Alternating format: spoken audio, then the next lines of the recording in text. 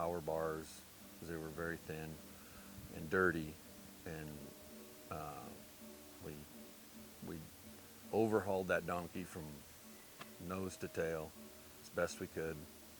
Had sores on it, feet were bad, teeth were bad, ticks, parasites, bloated, and we talked to her a lot about, you know, how to take care of it better and what she should do. We had the saddle people make her a better harness system, and from that moment on, I was in that moment, and I understood and immersed myself in it.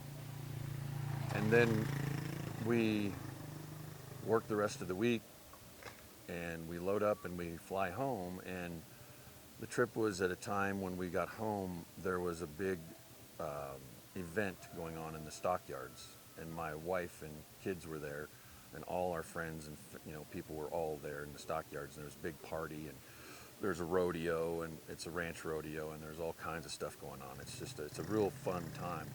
But I get off the airplane and I go there, and I'm watching everybody, and I wasn't there. It was TV. I was still on the mountain, and I kept thinking, like, you can't really tell anybody about it. I just had to sit there and watch it.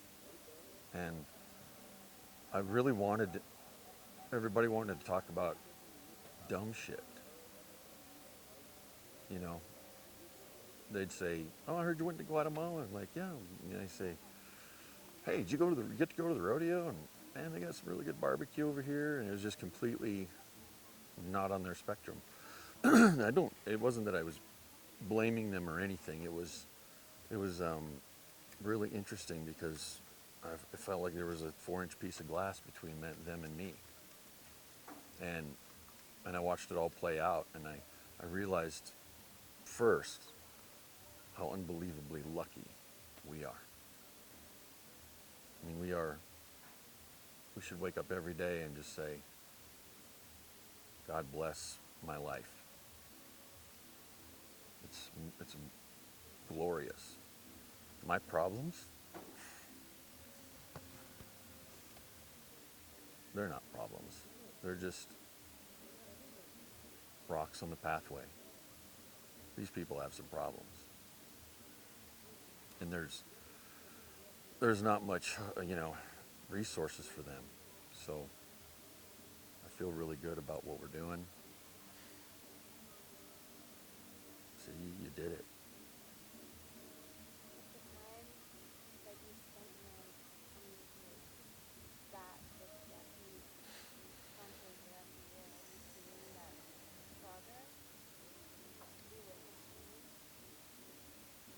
This this village is actually a demonstration.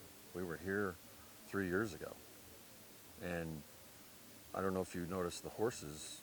There's some bad ones, but a lot of those are just old and they have bad teeth, but they look good. I mean, these are fleshy horses. They're in good health. Um, and so, yeah, there's other villages we don't even have to go back to anymore because they have enough people there now who we've taught how to do the feet and how to do the teeth. And we gave them the tools to carry that on. And so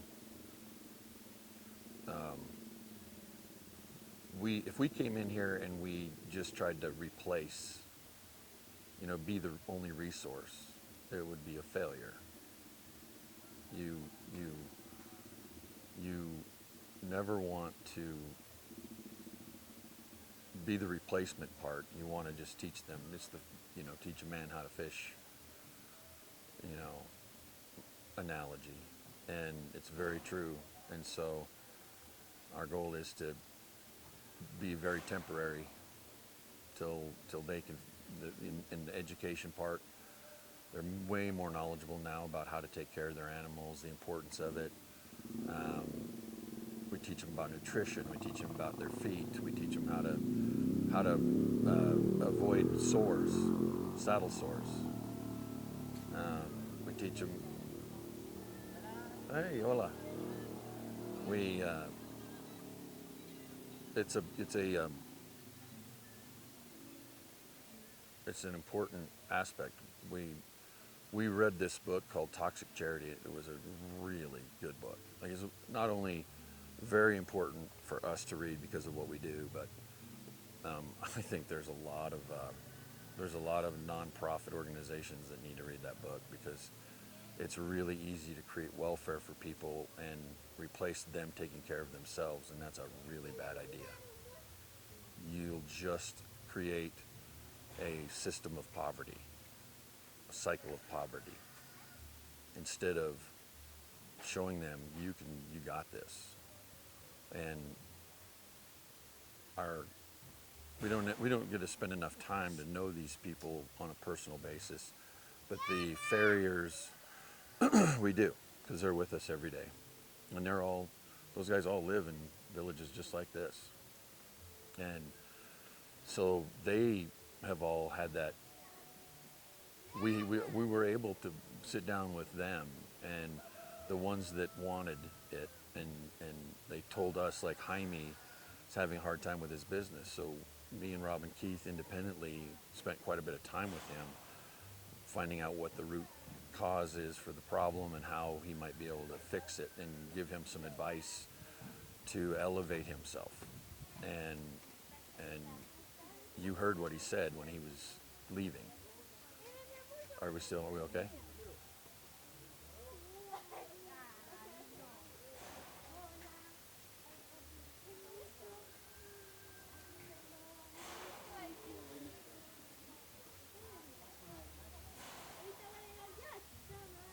Do you